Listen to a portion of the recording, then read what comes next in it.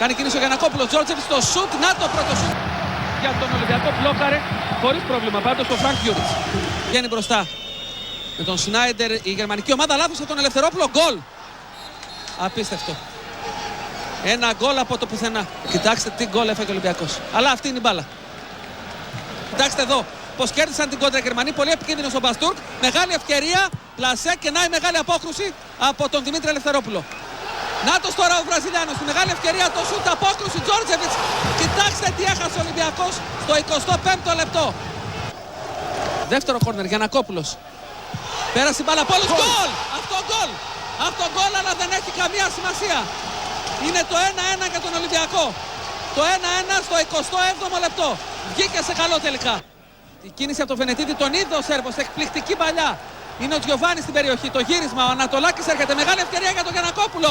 2-1 για τον Ολυμπιακό στο 38ο λεπτό του πρώτου ημιχρόνου. Είδε και πάλι.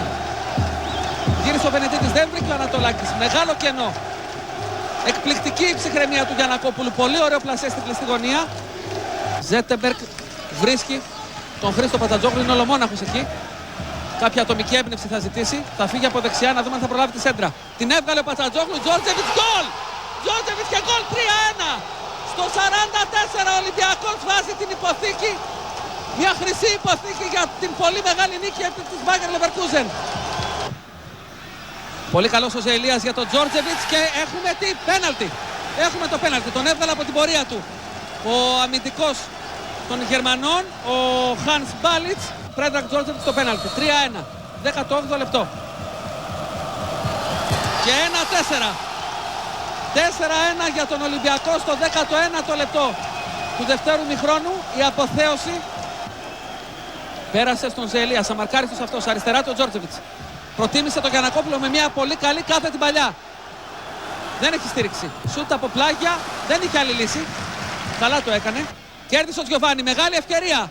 Τζόρτζεβιτς. Ο Βραζιλιάνος αριστερά του. Πάντα ο Τζόρτζεβιτς. Το πλασέ. Γκολ! 5-1. Χάτρικ από τον Πρέντρακ Τζόρτζεβιτς στη μεγαλύτερη βραδιά της καριέρας του. Σίμακ. Άτζας με τον Μπρντάριτς. Κερδισμένος από τις κόντρες. Είναι η Γερμανία. Ο Λούτσιος στη μεγάλη περιοχή. Ο Βραζιλιάνος πήγε να κάνει και πέναλτι. Πήγε να κάνει μια τρίπλα και έχουμε πέναλτι από τον Βενετίδη, από ό,τι μπορώ να καταλάβω. Σνάιντερ.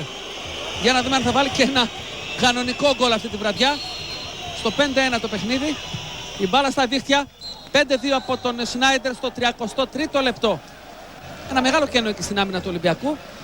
Το οποίο έδωσε το δικαίωμα στον Λούσιο που παρά το ύψος του με την άριστη τεχνική του. Βραζιλιάνος είναι ο άνθρωπος. Παγκόσμιος πρωταθλητής. Έπαιξε σε όλα τα μάτς του Μουντιάλ ο Λούσιο. Και στα 7. Τους έκανε και ό,τι ήθελε. Αλλά να τώρα ο Τζιοβάνι θα απαντήσει. Όχι. Δεν θα απαντήσει ο Τζιοβάνι. Είχε την ευκαιρία για το έκτο γκολ εδώ ο Ολυμπιακός. Ο Στέλιος Γιαννακόπουλος με πείσμα έδιωξε την μπάλα να φύγει out. Μπαστούρκ σε καλή θέση εδώ. Το σουτ καλό και επίσης πολύ καλή η απόκρουση του Δημήτρη Ελευθερόπουλου. Είναι λογικό να χαλαρώνει μια ομάδα όταν βάζει 5 γκολ βέβαια. Από αυτού καμία αμφιβολία. Ψηλό το τείχος πάντως των Γερμανών που καλύπτει δεξιά πλευρά. Με εξαίρεση τον Ιγυριανό του τερματοφύλακα. Πάρε Ζέτεμπεργκ φαίνεται. Πέρασε η μπάλα. Γκολ! Έκτο γκολ για τον Ολυμπιακό. Πανέξυπνη εκτέλεση φάουλ από τον Πάρ Ζέτεμπεργκ. Σας είπαμε έχει γλυκό πόδι ο Σουηδός. Έκανε μια πάρα πολύ έξυπνη επιλογή. Εκτέλεσε το φάουλ χαμηλά και στη γωνία του τερματοφύλακα. Και ξεχύνεται και πάλι ο Πρέντρακ Τζόρτζεβιτς. Είναι μόνο ο Αλεξανδρής μπροστά. Είναι 2 με 3 για να δούμε την εμπνευσή του. Παλιά είναι για τον Αλεξανδρή. Αμέσως το σουτ. Όχι, δεν είναι το 7ο. Δεν είναι το 7ο γκολ. Θα μπορούσε και να είναι όμως. Πάντως η προσπάθεια ήταν εκπληκτική. Κοιτάξτε εδώ πώς πέρασε η μπάλα.